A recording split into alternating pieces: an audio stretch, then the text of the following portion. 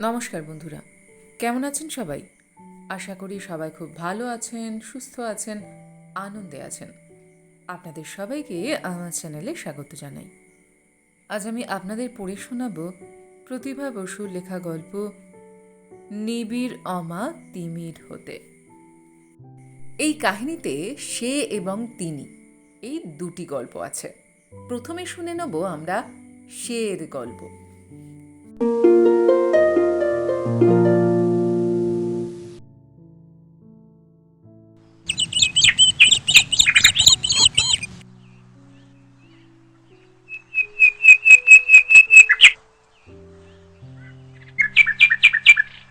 বেলা পড়ল, ছায়া নামল। পাখিরা কলরব করতে করতে ফিরে এলো বকুল গাছের মাথায়। তবু সে তেমনি বসে থাকলো চুপ করে। আস্তে আস্তে ঘরের কোণে কোণে অন্ধকারেরা এসে থাবা পেতে বসল। প্রায় দেখা গেল না। কিছু ছায়া ছায়া ভূতপ্রেত কিলবিল করতে লাগলো ঘরময়। তার বুক বেদনায় বিদীর্ণ হয়ে গেল। অনুভব করল বারান্দার অন্য প্রান্তে সিঁড়ি বেয়ে উঠে আসছেন হেমন্ত মৈত্র। পায়ের শব্দে বুঝতে পারল সে। বুঝতে পারল হেমন্ত মৈত্রের স্ত্রী বেরিয়ে এলেন তার নিজের ঘর থেকে। হেমন্ত মৈত্রের বড় আর মেজ মেয়ে টুকটুক করে বাবাকে পাশ কাটিয়ে নেমে গেল। ছোট মেয়ে চেঁচিয়ে উঠল, আমার ফ্রক কই? মা বললেন, খুঁজে নে না। চাকর রাধাবল্লভ এসে জিজ্ঞাসা করল চা দেবে কিনা। জি হরিদাসী ঘর ঝাড় দিতে দিতে থামল। হেমন্ত মৈত্র মশমশ করে ঘরে ঢুকলেন। সব শুনতে পেল সে, সব বুঝতে পারল। এই সময়কার সংসার যাত্রার সমস্ত ছবিটা সে দেখতে পেল ঘরে বসে বসে। কিন্তু ভাবতে কেমন অবাক লাগলো, সেও এই সংসারেরই একটা মানুষ। এ বাড়িতেই সে জন্মেছে, বড় হয়েছে, সুখ পেয়েছে, দুঃখ পেয়েছে, লিখেছে, পড়েছে, খেয়েছে, বেরিয়েছে। এখন বসে আছে নিঃশব্দে এই ঘরের কোণায়, যে ঘরে এখন অন্ধকার তাকে খাবে বলে বসে বসে জিভ কাটছে লোভীর মতো। যে অন্ধকার তার জীবনের ছবি, যে অন্ধকার তাকে এখন লুকিয়ে রেখেছে। অন্ধকার ঘর দেখে সবাই ভাবছে সে বুঝি বাড়ি নেই। কিন্তু হেমন্ত মৈত্র, যিনি আপিসের পোশাক ছেড়ে খালি গা হলেন, থলথলে ফর্সা শরীরটা বেরিয়ে ঘোষণা করল তার চিরভ্যস্ত আরামলালিত অবস্থাকে, যার চোখে মুখে সর্বদাই কর্তৃত্বের হুঙ্কার, যিনি রোজগার করেন বলে দম্ভে মেদিনী পান, স্ত্রীকে দাসী ভাবেন, সন্তানদের করায়ত্ত সম্পত্তি জ্ঞান করেন। কথার উপর কথা বললে যার কণ্ঠস্বর বাড়ির দেওয়াল কাঁপিয়ে তোলে, মুহুর্মুহু যিনি সকলের দণ্ডমুণ্ডের কর্তা হয়ে মারছেন, কাটছেন, ফেলছেন, টানছেন, সেই হেমন্ত তার বাবা। এই বাপেরই ঔরস্যত একমাত্র পুত্র সন্তান সে। এই পিতার পালকপাতেই তার জীবন কাঠি, মরণ কাঠি। কিন্তু তিনি কে? কে তিনি, যাকে দেখে আজ তার হৃৎপিণ্ড এমন করে লাফিয়ে উঠল, বিদ্যুৎ ঝলসে গেল, রক্তের সমুদ্রে নোনা কান্নার ঢেউ উত্তাল হয়ে বাড়ি মারল বুকের তটে। বুক ফেটে ভেঙে চৌচির হয়ে গেল। কে তিনি? জীবনে আর কি কোনোদিন তাকে দেখেছিল সে? কই, না তো, মনে তো পড়ে না। কিন্তু তবু চেনা, খুব চেনা। এই চোখ, চোখের এই ব্যাকুল দৃষ্টি, বেদনার এই বানবিদ্ধ চেহারা, সব তো তার চেনা।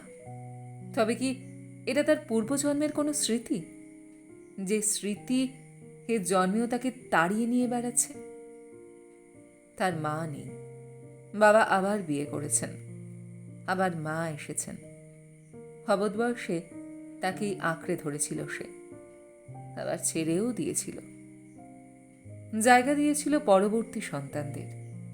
নিজের সন্তানের মা হয়ে পরের সন্তানকে যে মা ভুলে গেছেন অনায়াসে। তা যান, তাতে দুঃখ পায়নি সে। সে বড় হয়ে গেছে, সে একা হয়ে গেছে, অন্য আর সব ছেলেদের চাইতে স্বতন্ত্র হয়ে বেঁচে আছে। তা বেশ তো ছিল, সুখও যেমন ছিল না, দুঃখই বা তেমন ছিল কি। ছাত্রবয়স কেটে গেছে, কদিন পরেই স্বাধীন উপার্জনে স্বাধীন হবে। সুযোগ পাওয়া মাত্রই বিদেশ যাবে, যদি যায় তবে আর ফিরবে না। কেন ফিরবে? কি জন্য ফিরবে? কার জন্য ফিরবে? বাবা, মা, কই, তাদের জন্য তো সে কোনো টান অনুভব করে না হৃদয়ের মধ্যে। কেন করে না? এরাই তো তার আপনজন। যদি মা আর মায়ের ছেলে মেয়েদের কথা নাও ভাবে, কিন্তু বাবা, বাবাকেও কি সে ভালোবাসে না? অথচ এই বাবা তাকে তো কম করেনি। মা নেই বলে সব করেছেন, নাইয়ে দিয়েছেন, খাইয়ে দিয়েছেন, কাছে নিয়ে ঘুম পাড়িয়েছেন, জ্ঞান হওয়া অবধি এই তো দেখেছে সে। তবু তার কোথায় আপত্তি? কেন এই বঞ্চিত রোষ? কিসের বিরুদ্ধে? আবার বিয়ে করেছেন বলে? না তো, বাবার বিয়ের কথা তার ঝাপসা ঝাপসা মনে আছে। তার 5 বছর বয়স ছিল তখন। সে খুশি হয়েছিল, উদ্বেলিত হৃদয়ে অপেক্ষা করছিল একজন মার জন্য। মা তাকে ঠেলে দেননি, কোলে নিয়েছিলেন, কাছে ডেকেছিলেন, কিন্তু তারই কোনো সুখ হলো না তাতে। কত আশা করে কি যেন চেয়েছিল, কিছুই না পেয়ে হতাশায় ডুবে গেল। নিজের মায়ের কোলের স্বাদটা বোধহয় তখনও লেগেছিল শরীরে, মনে। মায়ের গন্ধটা বুঝি তখনও ভোলেনি। তার তিমিরাচ্ছন্ন অজ্ঞান অনুভূতি জুড়ে নিজের মাই সোনার আসনে বসেছিলেন। মা নেই, তবু মা তার সারা অঙ্গ জুড়ে। মা নেই, তবু তার রেশ তার সারা জীবন জুড়ে। আর সেই ক্ষোভে, সেই যন্ত্রণায় সমস্ত শৈশব সে মাথা খুঁড়েছে। কেমন এক নিষ্ফল আক্রোশে এই আলো আধারে ঘেরা জগৎ সংসারটাকে তার লণ্ডভণ্ড করে দিতে ইচ্ছে করছে। সে যে কেন কেঁদেছে, কেন রেগেছে, কেন একটা দাঁতের দাঁত চাপা ক্রোধে ফুঁসে ফুঁসে উঠেছে, কেউ বুঝতে পারেনি। চাকর হারাধন, যার উপর বাবা তাকে রক্ষণাবেক্ষণের ভার দিয়ে আপিসে যেতেন, সহ্য করতে না পেরে নিষ্ঠুরের মতো প্রহার করেছে তাকে, খেতে না দিয়ে আটকে রেখেছে ঘরের মধ্যে, তাকে ফেলে তাস খেলেছে সারা দুপুর, সারা দুপুর ঘুমিয়েছে। নালিশ করার মতো বয়স হয়েছিল তখন তার, কিন্তু সে একদিনও বাবার কাছে নালিশ করেনি। সেই শাস্তি ভোগ করে করে কোথায় যেন একটা আক্রোশ মিটেছে তার। ফুপিয়ে ফুপিয়ে কেঁদে কেঁদে ঘুমিয়ে পড়তে পড়তে মনে হয়েছে ঠিক হয়েছে, বেশ হয়েছে। আরও কেন কষ্ট দিলে না? কেন মেরে ফেলল না? ছোট ছোট মুঠিতে কিল দিয়েছে বালিশে, ছোট ছোট দাঁতে ঠোঁট কামড়ে রক্ত বার করে ফেলেছে। বড় হয়ে বুঝেছে সেই অভিমান তার মায়ের ওপর অসম্ভব, অসম্ভব অভিমান। সে জানত, তার মনে ছিল মায়ের আদর কেমন। মাকে মনে ছিল না। মা কবে তাকে ছেড়ে চলে গেলেন মনে করতে পারে না। তার কি অসুখ করেছিল, কেমন করে তাকে নিয়ে যাওয়া হয়েছিল, দেখতে তিনি কেমন ছিলেন কিচ্ছু মনে করতে পারে না সে। কিন্তু মা যে তাকে খাইয়ে দিতেন, সেই নরম আঙুলের স্পর্শটা লেগেছিল ঠোঁটে। মা যে তাকে গান গেয়ে ঘুম পাড়াতেন, সেই সুরটা লেগেছিল কানে। ঘুমিয়ে পড়তে পড়তে যে মায়ের বুকে মুখ গুজত, সেই গন্ধটা লেগেছিল নাকে। সব সব মনে পড়ে যেত তার। রাত্রে যখন বাবার কাছে শুতো, গায়ে গা ঠেকলে বাবা ঠেলে সরিয়ে দিতেন। যখন ঘুম পেত না, উসখুস করত, ধমক দিতেন, আবদার করলে মারতেন। তখন কেমন এক মন কেমন করা স্মৃতিতে সে আচ্ছন্ন হয়ে থাকত বালিশে মুখ গুজে। শেষে সে শান্ত হয়ে গেল, চুপ হয়ে গেল। বাবা খুশি হয়ে বই কিনে উপহার দিলেন। সেই বই তাকে বাঁচালো, তাকে ভোলালো। কি এক বিভীষিকাময় অনুভূতি থেকে রেহাই পেল সে। এক মনে পড়া শিখল, ভালো বলে নাম কিনল, টপকে টপকে ক্লাসের পর ক্লাস ডিঙিয়ে 22 বছর বয়সে এসে পৌঁছল। মনে পড়ল না শেষ কবে সেই দুঃস্বপ্নটা দেখেছিল, যা দেখে মাঝে মাঝে তার ঘুম ভেঙে যেত। ভয়ে ত্রাসে একগা ঘেমে উঠে বসে তেষ্টায় বুক ফেটে যেত। দেয়ালে মাথা খুঁড়তে খুঁড়তে বলতো, পারি না, পারি না, এই স্বপ্ন আমি আর সইতে পারি না। এই এক রহস্যময় কান্নার বেদনা আর যেন আমি কখনো না দেখি। কিন্তু সেটা কি তার স্বপ্ন ছিল? শুধু কি ঘুমিয়ে ঘুমিয়েই সে শুনেছে? আকাশে বাতাসে, গাছের পাতায়, রাতের তারায় কোথায় নাই ঢেউ বয়ে যেতে দেখেছে সে। তন্দ্রায়, জাগরণে, চেতনে, অচেতনে সারা দিন এই শব্দ। কে যে কবে কেঁদে কেঁদে চলে গিয়েছিল, কবে যে বিশ্ব সংসার কাঁপিয়ে এক নিষ্ঠুর দৈত্য চিৎকার করে তাকে বিদীর্ণ করে দিয়েছিল, কে জানে। একটা ঝাপসা ছবিও যেন উঠে উঠে আসতো বুক বেয়ে, আবার ডুবে যেত টুক করে। কষ্ট, কষ্ট, কষ্ট, কি কষ্টের শৈশব! মনে করলেও ভয় করতে থাকে। কিন্তু এসব যন্ত্রণা থেকে বেঁচে উঠেছিল বইয়ের দয়ায়। বইয়ের নিঃশব্দ আত্মারা তাকে শান্ত করেছিল, শান্তি দিয়েছিল। বুকের ভেতরে ঘুমিয়ে পড়েছিল সেই ভয়ঙ্কর জ্বলন্ত স্মৃতির প্রহার। কিন্তু আবার আবার সেই অন্ধকার, আবার সেই অন্ধকারের জন্তু থাবা চাটছে লালসায়, আবার তাকে ছিঁড়ে খেতে আসছে, টুকরো টুকরো করে দেবার জন্য অন্ধকারে ফাঁদ পেতেছে। দুই হাতে মুখ ঢাকল সে, ঝেঁকে ঝেঁকে, কেঁপে কেঁপে, ফাঁক দিয়ে অবিরল ধারায় চোখের জল ঝরে ঝরে টেবিলের ওপর একটা অস্পষ্ট ছবি তৈরি হলো। কান্নার ছবি, মৃত্যুর ছবি। কান্নার মুখ মেয়ের মতো। মৃত্যু তো মেয়েই, মৃত্যু মানুষের বিশ্রাম। বিশ্রাম, আমি বিশ্রাম চাই, আমি বিশ্রাম চাই। হঠাৎ চিৎকার করে উঠল সে। শের গল্প এবার সমাপ্ত হলো। এবার বলবো তিনির গল্প। ফিরে এসে তিনি কারোর সঙ্গে একটি কথাও বললেন না, তাকালেন না। সোজা ছাদে উঠে গেলেন। ছোট্ট বাগান, ছাদের বাগান, তার নিজের হাতে করা বাগান। ফুল ফুটেছে অনেক, সব গন্ধ ফুল। চৈত্রের হাওয়া ভরা সন্ধ্যায় তারা গন্ধ বিলোচ্ছে, নিজেদের নিবেদন করে ধন্য হচ্ছে। সেই বাগানে এসে আর তিনি পারলেন না। পাঁজর ভেঙে গেল তার। কাঁচা পাকা চুলে ভরা মাথাটাকে তিনি হাঁটুর মধ্যে গুঁজলেন। বয়স হয়েছে, দেখতে সম্ভ্রান্ত সুন্দর, বয়সের তুলনায় চেহারা তরুণ। কপালেই শুধু যা 2-4টে বেদনার রেখা। শান্ত, স্থির, বুদ্ধিমতী, মার্জিত, শিক্ষিত, রুচিসম্পন্ন। সেই রুচির ছাপ তার এই বাড়ির সর্বত্র। কোনোদিন তাকে কেউ বিচলিত হতে দেখেনি, বেশি কথা বলতে শোনেনি। কখনো তিনি পরিমিতির এতটুকু অভাব ঘটাননি, তার দরকারও হয়নি।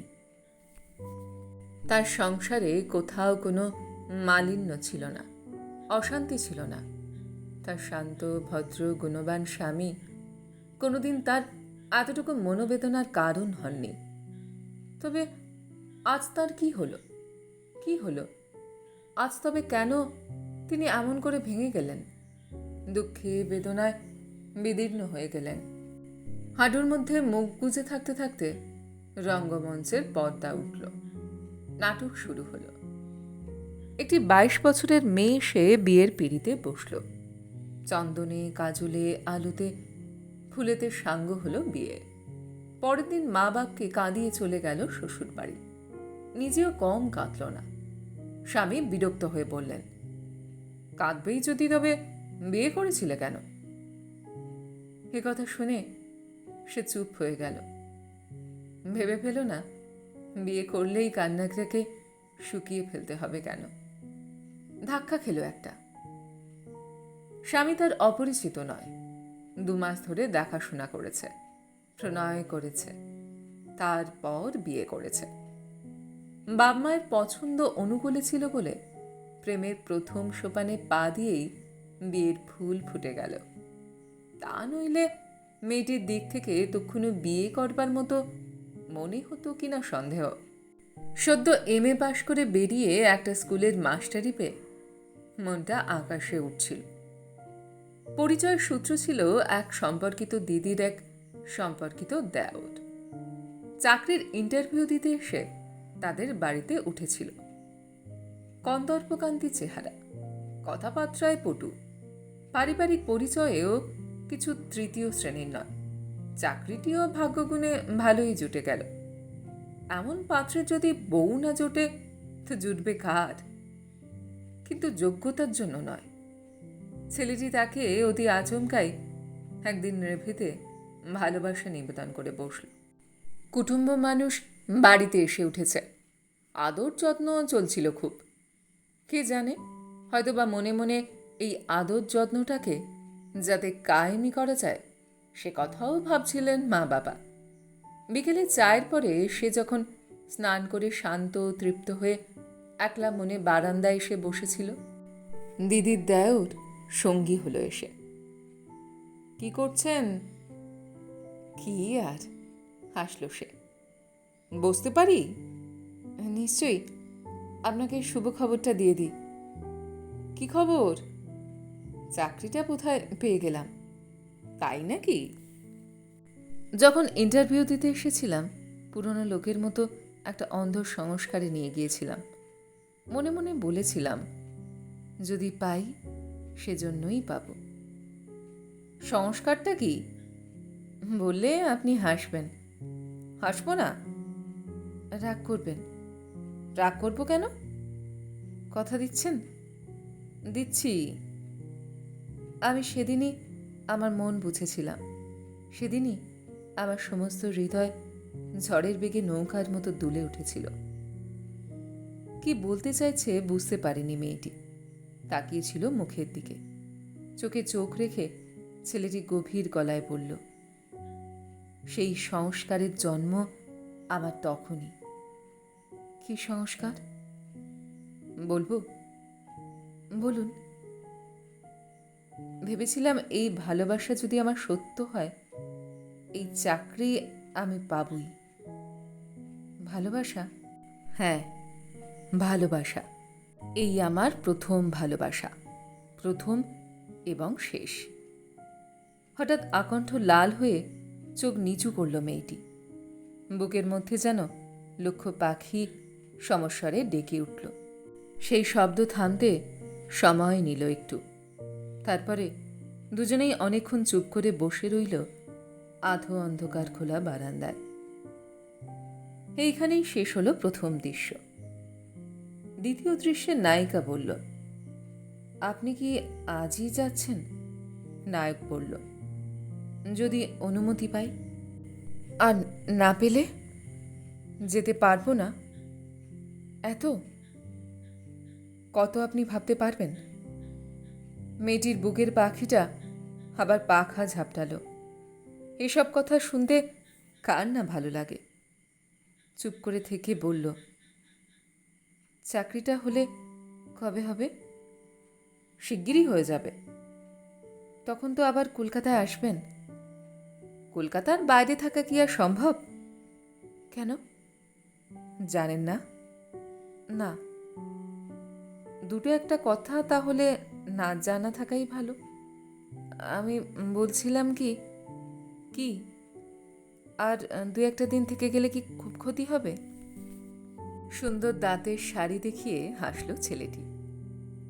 ক্ষতি আমার চলে গেলেই বেশি, কিন্তু অত্যাচারের তো সীমা আছে একটা। অত্যাচার নয়? কিসের অত্যাচার? 3 সপ্তাহ হতে চলল এসেছি। কাজের সব অছিলাটুকুই শেষ হয়ে গেছে। এর পরে কি আর থাকা উচিত? আপনিই বলুন। থাকলে মা বাবা খুশিই হবেন। ঠিক জানেন? জানি। লোভ দেখাবেন না, আমি কিন্তু আমার অধীনে নেই। কার অধীনে তবে? কার? হঠাৎ নিজের দুহাতের মুঠোয় মেয়েটির হাত তুলে নিল, আবেগ ভরা গলায় বলল, তোমার, তোমার। তারপরেই ছেড়ে দিয়ে অপরাধী হয়ে ক্ষমা চাইল। নিজেকে সামলাতে পারেনি বলে দুঃখে ক্ষোভে লজ্জায় অধবদন হয়ে রইল। তৃতীয় দৃশ্যে যবনিকা উত্তোলিত হল 2 মাস পরে। দেখা গেল জলপাইগুড়ি থেকে ইন্টারভিউ দিতে আসা ছেলেটি তখনও কলকাতাতেই আছে, তবে মেয়েটির বাড়িতে নয়, আলাদা কোনো মেশে। চাকরিটা হয়ে গেছে তার। মেয়েটির দিদি দেওর সম্পর্কে ভালো সার্টিফিকেট দিয়েছে। বলেছে যদিও আমার নিজের দেওর নয়, যদিও ওর মা আমার জারতুতো মা শাশুড়ি, যদিও দেখাশোনা বলতে গেলে হয়ই না, তবু আমরা সবাই জানি ওদের অবস্থা ভালো। সংসারে ঝামেলা নেই, একটি বোন আর একটি ভাই, আর ছেলে তো সবাই চোখেই দেখেছে। চাকরিটাও রীতিমতো ভালো। আর বংশ, রায় বংশের মৈত্রদের কে না চেনে। জলপাইগুড়িতে রংপুরে ওদের মস্ত বাড়িটা দেখে কার না চোখ টাটায়, ইত্যাদি ইত্যাদি। সুতরাং মসৃণ গতিতে গড়িয়ে গড়িয়ে প্রেম এসে বিবাহে ঠেকল। আর বিবাহের শেষে দেখা গেল ফর্সা রং, সুন্দর চেহারা, ভালো অবস্থার, ভালো বংশের, ভালো চাকুরে ছেলেটি পাত্র বা প্রেমিক হিসাবে যতটা মনোহর, স্বামী হিসাবে যেন ততটা নয়।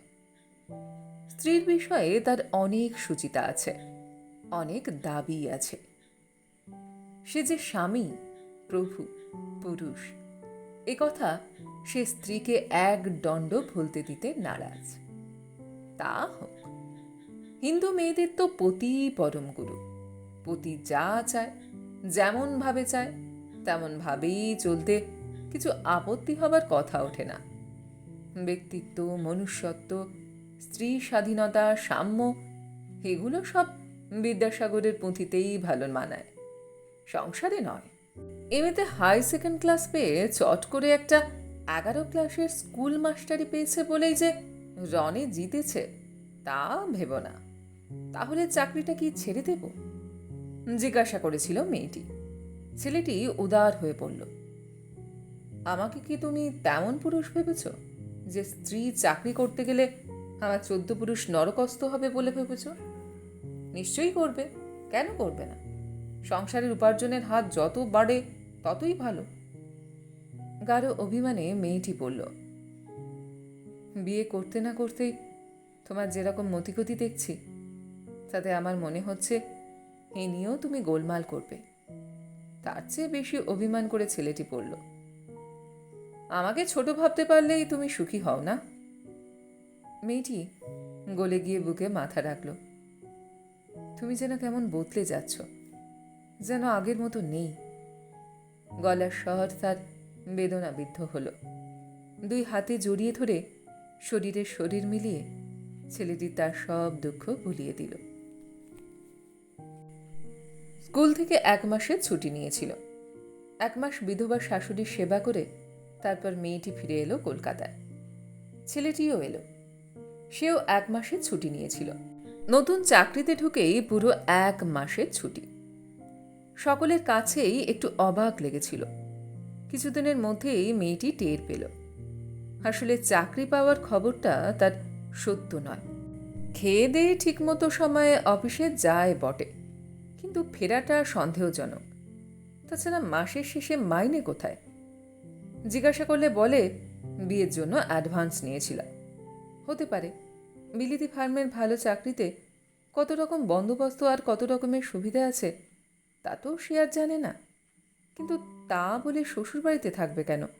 একটা ফ্ল্যাট না নিলে চলে নাকি? সেটা ভালো লাগলো না মেয়েটির।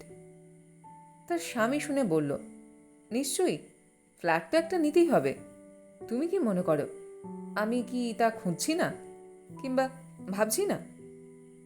বলল বটে, এবং তখনকার মতো সে কথাটা মেয়েটি বিশ্বাস করলে। কিন্তু শিগগিরই আবার সন্দেহের ধোঁয়া পাকিয়ে উঠল বুকের মধ্যে। মেয়েটির নাম শর্মিষ্ঠা। তার বাবা ভালো চাকরি করতেন, সম্প্রতি অবসর নিয়েছেন। হরিশ মুখার্জি রোডের উপর দোতলা বাড়ি আছে একখানা। একতলাটা ভাড়া দেন, দোতলায় নিজেরা থাকেন। তেতলায় একখানা ঘর আর একটা বাথরুম আছে। শ্বশুরবাড়ি থেকে ফিরে এসে সেই ঘরেই বহাল হয়েছিল মেয়েটি তার স্বামীকে নিয়ে। যখন স্পষ্ট বুঝতে পারল চাকরির ব্যাপারটা সম্পূর্ণ বানানো, কেঁদে ফেলে বলল, এ মিথ্যে তুমি কেন বলেছিলে? নিরুদ্বেগে ছেলেটি বলল, তোমাকে বিয়ে করবার জন্য। একজন শিক্ষিত ভদ্র সন্তান কখনো ঠকিয়ে বিয়ে করে? ঠকিয়ে মানে? নিশ্চয়ই ঠকিয়ে। চাকরি নেই অথচ। তার মানে আমার চাকরিটাকেই বিয়ে করেছ, আমাকে নয়? এ হচ্ছে কথার ফাঁদ।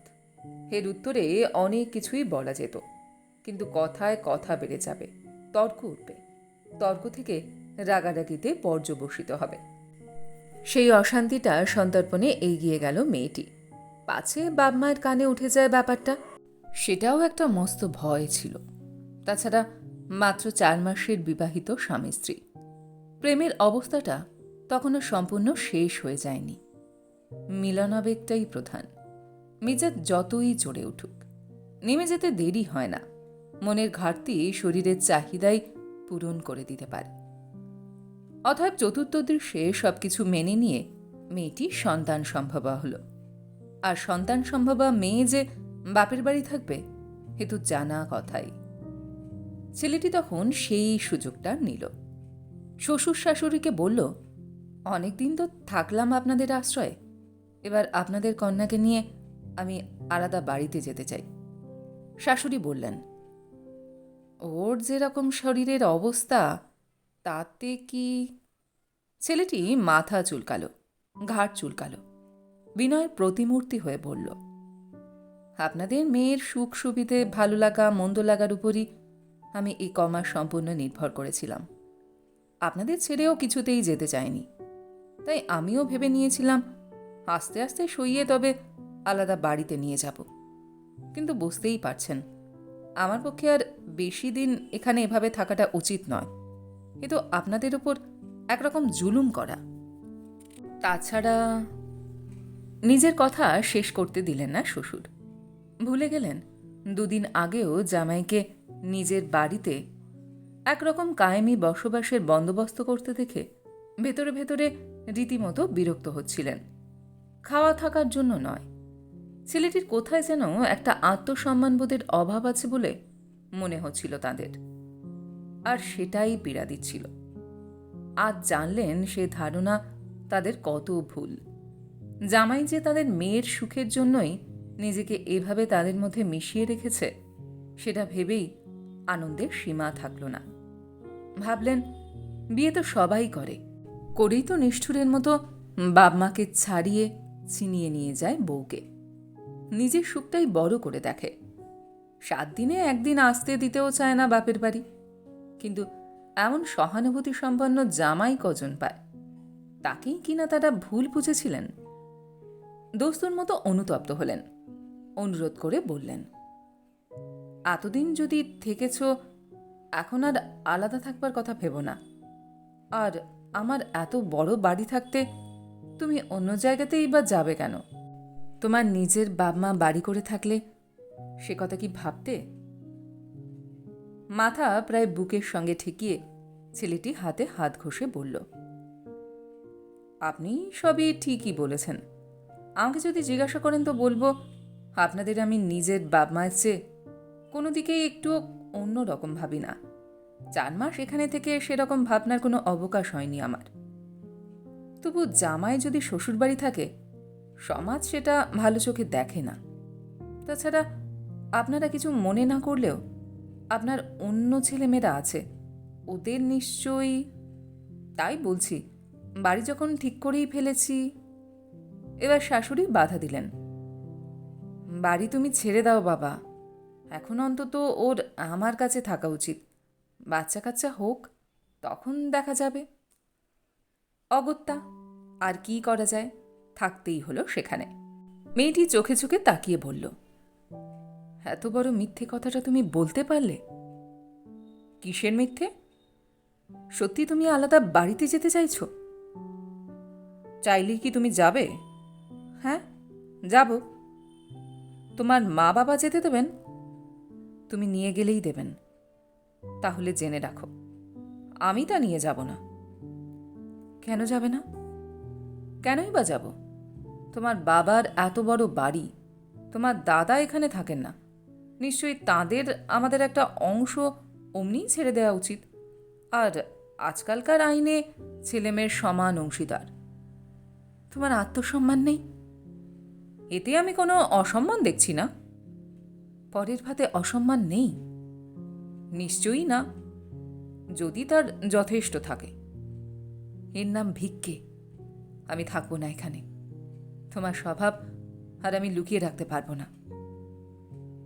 দু হাতে মুখ ঢাকল সে।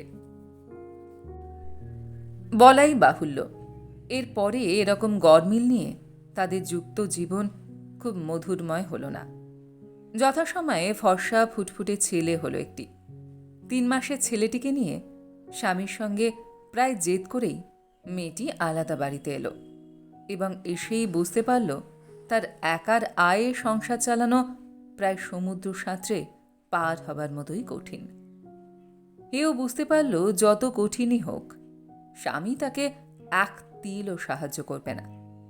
আরাম এবং আয়েস ছাড়া তার জীবনে আর কিছুরই বিশেষ মূল্য নেই। একতা যে সে সম্মানের সঙ্গে বিয়ে পাশ করেছিল, বুদ্ধিমান বলে সুনাম কিনেছিল, সুন্দর বলে সমাদর পেয়েছিল, সেই দম্ভেই ধরাকে সে সরা জ্ঞান করেছে। চাকরির চেষ্টা করাটাকে অপমান ভাবছে। নিজেকে যতটা যোগ্য বলে ধারণা, স্বাধীন ভারতের নাগরিক হয়েও যে সে সেই সম্মান পাচ্ছে না, তার জন্য সরকারকে গালমন্দ করে মনের দুঃখে সাম্যবাদী হয়ে গেছে। তৎসত্ত্বেও স্ত্রীর প্ররোচনায় ও জুটিয়ে এনে দেবার আশ্চর্য ক্ষমতায় 2-4 বার ঘুরে ফিরে 2-4টে চাকরিতে যে সে ঢুকল না তা নয়, কিন্তু মেয়াদটাকে কোনো ক্ষেত্রেই স্থায়ী করল না। আজ মাথা ধরা, কাল পেট খারাপ, পরশু গা ম্যাচ ম্যাচ, এই করে করে শুয়ে বসে সব কাজেই গাফিলতি করে ইস্তফা দিল। মাস্টারির কী বায়? সংসার চালাবার দায়িত্বে বাধ্য হয়ে প্রাণপণে টিউশনি নিতে হলো মেয়েটিকে। উদয়স্ত খাটতে খাটতে ভাবতে ভাবতে চোখ বসে গেল। সুগঠিত সুন্দর দেহ হাড্ডিসার হল। আরামে বিশ্রামে ভালো খেয়ে ভালো ঘুমিয়ে মোটা হতে হতে ছেলেটি বলল, মেয়েদের চেহারা হচ্ছে মরীচিকা মাত্র।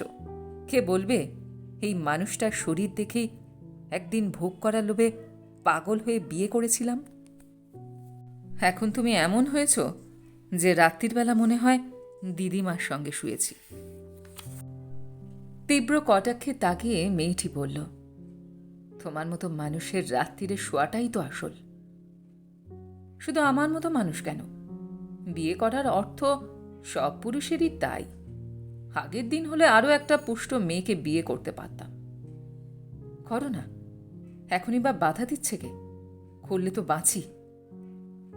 বাঁচো যে তা জানি, তা নইলে কি আর এ বাড়িতে মন টেকে না? বাড়িতে মন টেকাতে গেলে তোমার যে বারবারন্ত হয় না। সারাদিন বিশ্রাম করে তবে তো রাত্রির এই দিদিমার শরীরটা নিয়ে যুদ্ধ করবে। তার জন্য তো শক্তি সঞ্চয় চাই, আর একের সঞ্চয়ের জন্য অপরকে নিশ্চয়ই খরচ হয়ে যেতে হবে। ছেলেটি কুটিল চোখে তাকালো। কোথায় কোথায় খরচ হলো বলো তো? সেদিন তো স্কুলের সেক্রেটারির বন্ধুটির সঙ্গে করেই নিয়ে এসেছিলে। দিব্যি গাড়ি করে পৌঁছে দিয়ে গেল। তুমি একটা কি? মেয়েটি প্রায় রুদ্ধস্বর হল। সমস্ত পথ বৃষ্টিতে ভিজে কি কাণ্ড করে বাড়িতে এলাম। ট্রাম বন্ধ, বাস বন্ধ, 1 হাঁটু জলে রাস্তায় দাঁড়িয়ে কাঁদতে বাকি রেখেছি। তার জন্য কি তোমার এতটুকু করুণা নেই? 2 ভদ্রলোকের সঙ্গে দেখা না হলে? আহা, ঘটনা তো 2 ঘটে। ভেজা শাড়ি ব্লাউজে অন্যের স্ত্রীর শরীর দেখা এই তো পুরুষের ভাগ্যে রোজ রোজ ঘটে না। তা নিগ্রের মতো ওই জোয়ান বাবুটিকেই বোধহয় আজকাল তোমার সবচেয়ে ভালো লাগছে না? হ্যাঁ, তাই আর স্বামীর আলিঙ্গনে তাপ লাগে না, কি বলো? হিতোর ওই লোমশ শরীরের তলাতেই বেশি আরাম বোধ করছো তাহলে। মেয়েটির দাঁতের দাঁত আটকে গেল। এই করে করে এই পরিবেশেই কেটে গেল 4টি বছর। তার মধ্যে ছেলেটি আরও অনেক নোংরা উদ্গার করল, আরও অনেক বিষ। শিশুটিকে বুকে চেপে অতি যত্নে মানুষ করে তুলতে তুলতে সব অত্যাচার নিঃশব্দে সহ্য করল মেয়েটি। আর তারপর যার সঙ্গে দেখা হলো তার সংস্পর্শে এসেই বদলে গেল পৃথিবীটা। আলাপ হয়েছিল স্বামীর সুবাদেই। স্বামীকেই তিনি চাকরিটা দিতে উৎসুক ছিলেন, কিন্তু পুরনো সহপাঠীর হাত থেকে এই কৃপানিতে সে অসম্মানিত বোধ করায় মেয়েটি তার জন্য অনুরোধ জানাল। চোখ লাল করে ছেলেটি বলল, যাকে তাকে খোশামত আমি ভালোবাসি না। খোশামত কিসের? আমার অপমান হয়েছে। জানি, মানির অপমান বজ্রাঘাত তুলল। বিদ্রুপের লোভটা সামলাতে পারল না মেয়েটি। কিন্তু আমার তো আর মান সম্মানের কোনো প্রশ্ন নেই। কয়েক গোছা কাঁচের চুড়ি হাতে দিয়ে স্কুল মাস্টারি করি, আর ছাতা হাতে নিয়ে বাড়ি বাড়ি ছেলে পড়িয়ে বেড়াই। হাত দিনান্তে এসে দুটো শাক ভাত খেয়ে ঘুমিয়ে পড়ি। এই তো জীবন। মনে রেখো, তুমি আমার স্ত্রী। তাছাড়া আমার কাছে মনে রাখবার কি সম্পদ আমি পেয়েছি যে ভুলে যাব? ক্ষিপ্ত হয়ে ছেলেটি বলল, খুব বাড় বেড়েছ দেখছি। বড় মানুষের সঙ্গে দেখা পেয়ে ছোট মানুষটাকে বুঝি চোখে পড়ছে না? ছেলেটাকে ঘুম পাড়াতে পাড়াতে মেয়েটি তাকালো, ধীর গলায় বলল, তাতুর প্রায় 4 বছর বয়স হয়েছে। এই বয়সটাকে মান্য করা উচিত। এই বয়সের শিশুর কাছে এমন কোনো ছবি উপস্থাপিত করো না যা তার কাছে সুখের নয়, সুন্দর নয়। তোমার মতো মায়ের ছেলে হয়ে জন্ম নেওয়াটাই তার পক্ষে যথেষ্ট অসুন্দর। এই চাকরি তুমি করতে পারবে না। আপত্তি কোথায়? আমি বলছি না। অন্যায় কথা বললে আমি শুনবো কেন? শুনতে তুমি বাধ্য। স্কুল মাস্টারি করে 200 টাকা মাইনে পাই। ছুটির পর 2টো টিউশনি সেরে সন্ধ্যা 7টায় বাড়ি ফিরি। স্কুলে যাবার মুখে 8টা থেকে 9:30 পর্যন্ত আরও একটা টিউশনি করি। তুমি কি চাও আমি যক্ষা হয়ে মরে যাই? হয়তো সহজে কেউ যক্ষা হয়ে মরে না। আমার মা ঠাকুমারা তাদের সংসার নিয়ে এর চেয়ে অনেক বেশি খেটেছেন।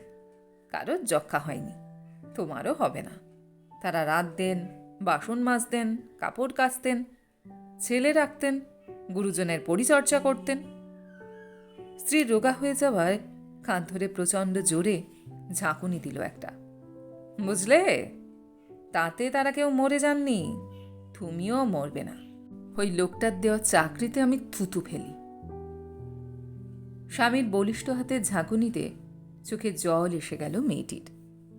দাঁত দিয়ে ঠোঁট কামড়ে ধৈর্যের শেষ সীমায় পৌঁছে বলল, থুতু না ফেলে তোমার উপায় কি? তুমি ভালো করেই জানো ওই চাকরির যোগ্যতা তোমার নেই।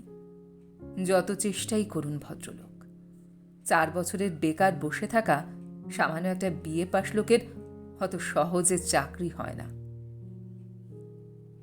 আর তোমার হয়, তাই না? মুখের কাছে সে বুড়ো আঙুল নাড়ল। মুখ দেখে হয়, শরীর দেখে হয়।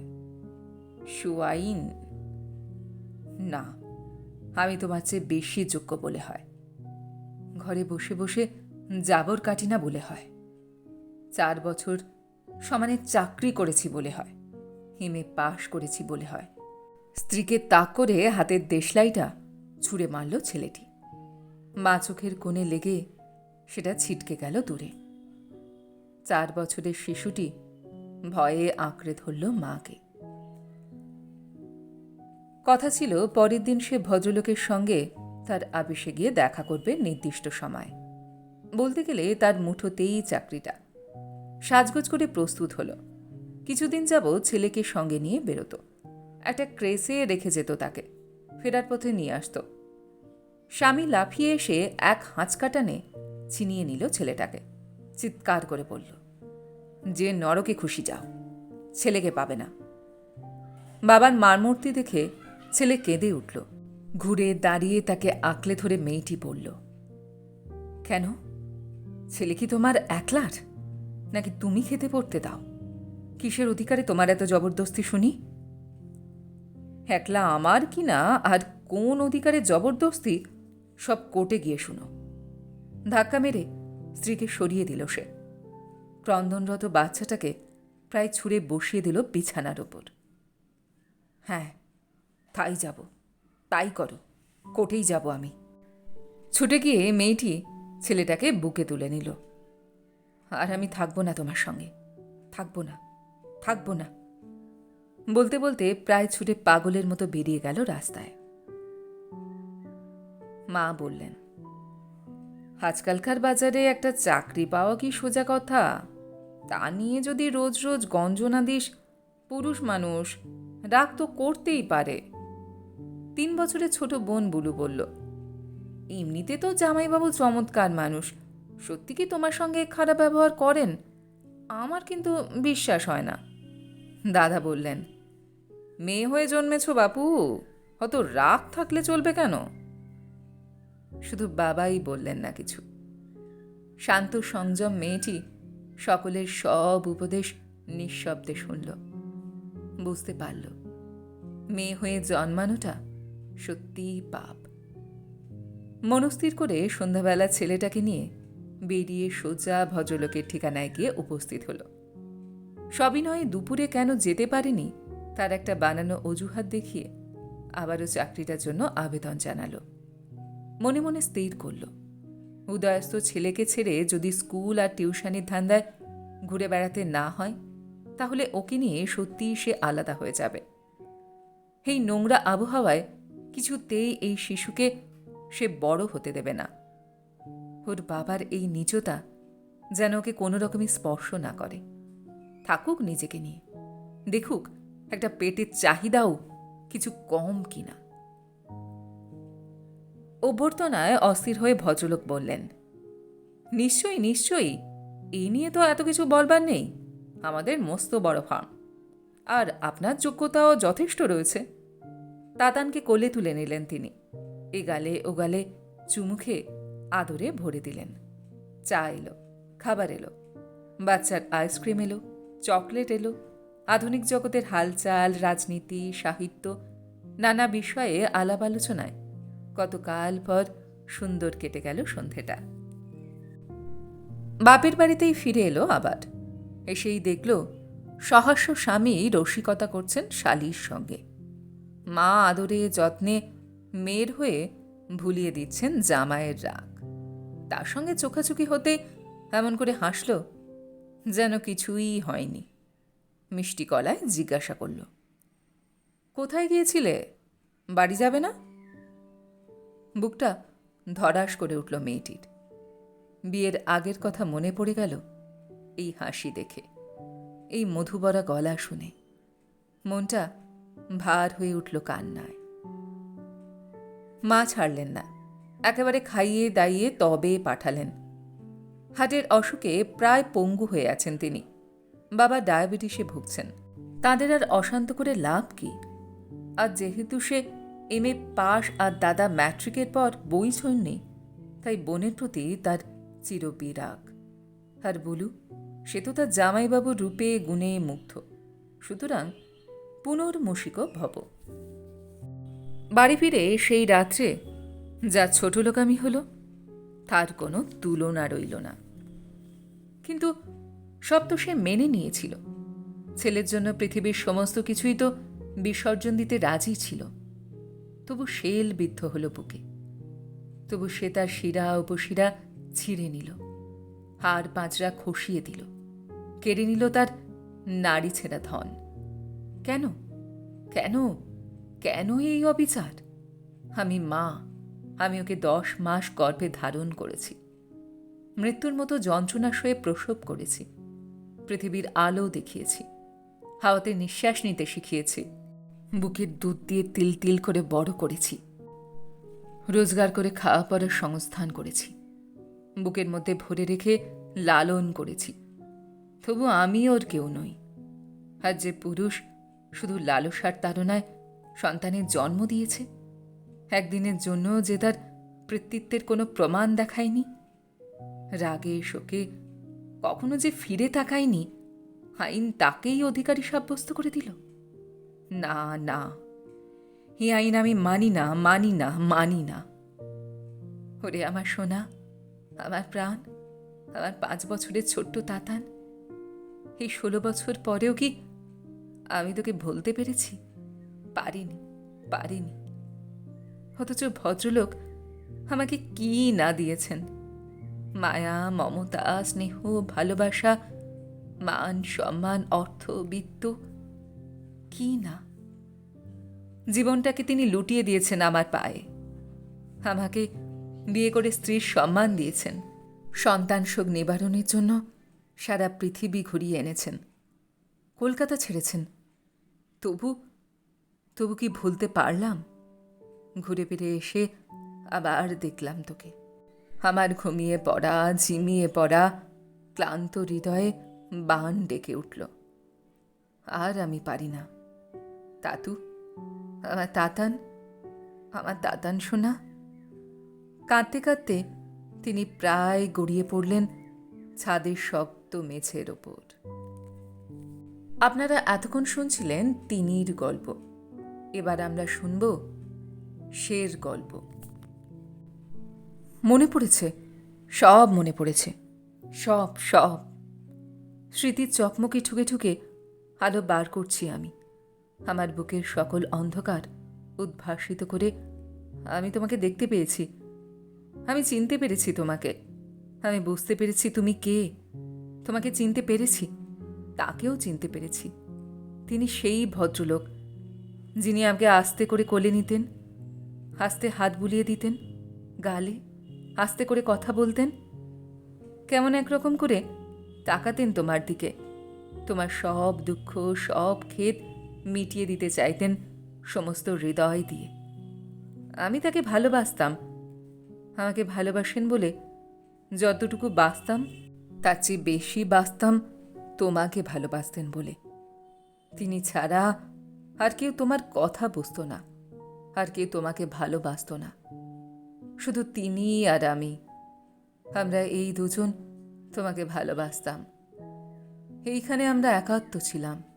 তুমি এত ভালো, এত করুণ, এত নরম, তবু তোমাকে কষ্ট দিত সবাই।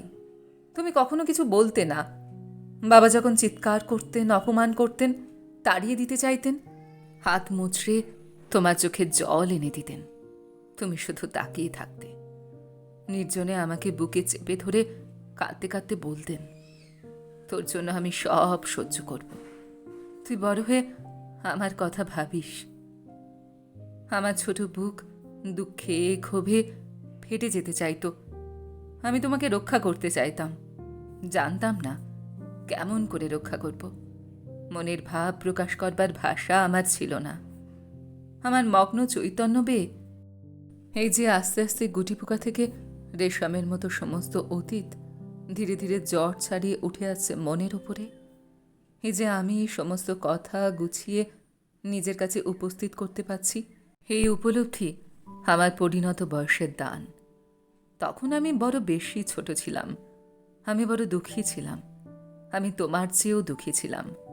সবচেয়ে বড় দুঃখ, আমি আমার বাবাকেও ভালোবাসতাম। আগুন, আগুন, আগুন। বাড়িটা একদিন দাউ দাউ করে জ্বলে উঠল। আমিও জ্বলতে লাগলাম, পুড়তে লাগলাম। আমি তোমার শাড়ির আঁচল আঁকড়ে ধরে বাঁচতে চেষ্টা করলাম। তুমি তোমার চোখের জলে আগুন নিভিয়ে দিতে চাইলে, কিন্তু বাবা নিভতে দিলেন না। ভীষণ গর্জনে ঝাঁপিয়ে পড়লেন তোমার উপর। আমি আর্তনাদ করে উঠলাম। তুমি সাপটে কোলে নিলে আমাকে। আমি বুকে মুখ কুচলাম। একটা দৈত্যের হাত ছিনিয়ে নিল আমার ছোট্ট শরীরটাকে। তুমি তার সঙ্গে প্রাণপণে লড়াই করলে। বাবা বাহাক হয়ে তোমাকে থাবা মারলেন, সাপ হয়ে ছোবল দিলেন, তোমার মাখনের মতো নরম শরীরে আঘাত করে তোমাকে ছিটকে ফেলে দিলেন দরজার বাইরে। আমি তোমার কালো চুলে লাল রক্ত দেখলাম।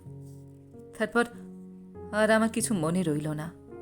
অন্ধকার, অন্ধকার, অন্ধকার, গভীর অন্ধকার চারিদিক থেকে ঘিরে ধরল আমাকে।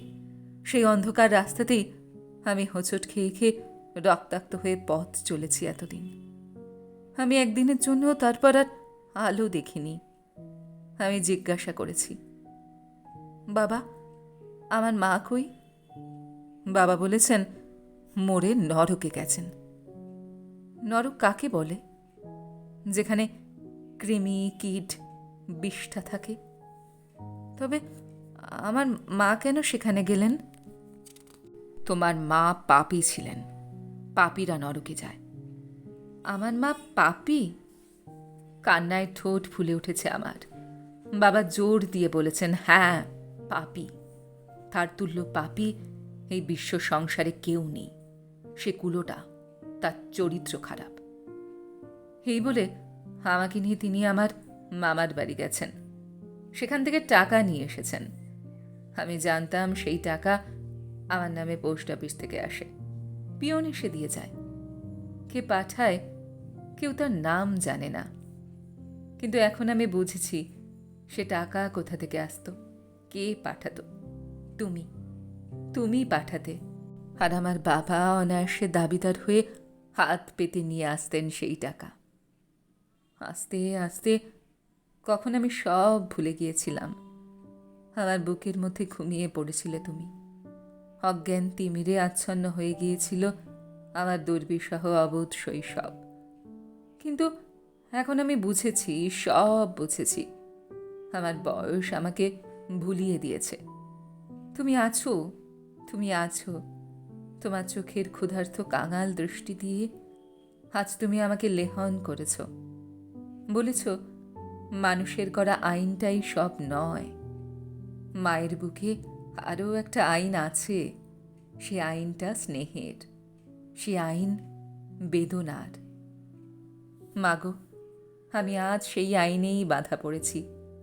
আমি না জেনে না বুঝে এতকালও সেই আইনেরই অধীনে ছিলাম। মাগো, আমাকে তুমি তোমারই ভেবো। আমি তোমার, তোমার, তোমার। সহস্র হেমন্ত মৈত্র সহস্র বাহু হয়ে এলেও এখনো আর আমাকে কেড়ে নিতে পারবে না তোমার কাছ থেকে। তার রক্তচক্ষু আর আমাকে ভয় দেখাতে পারবে না। পুঁথির আইন আমাকে ছুঁতে পারবে না। আমি সাবালক, আমি স্বাধীন, আমি যোগ্য, আমি পরিণত। আমি আজ স্বেচ্ছায় গিয়ে বসে থাকবো তোমার দরজায়। তুমি যেখানে থাকো, যেভাবে থাকো, সেই হবে আমার স্বর্গ। তুমি শুধু আমাকে তেমন করেই আবার তুলে নিও। আমি তোমার সব কান্না মুছিয়ে দেব।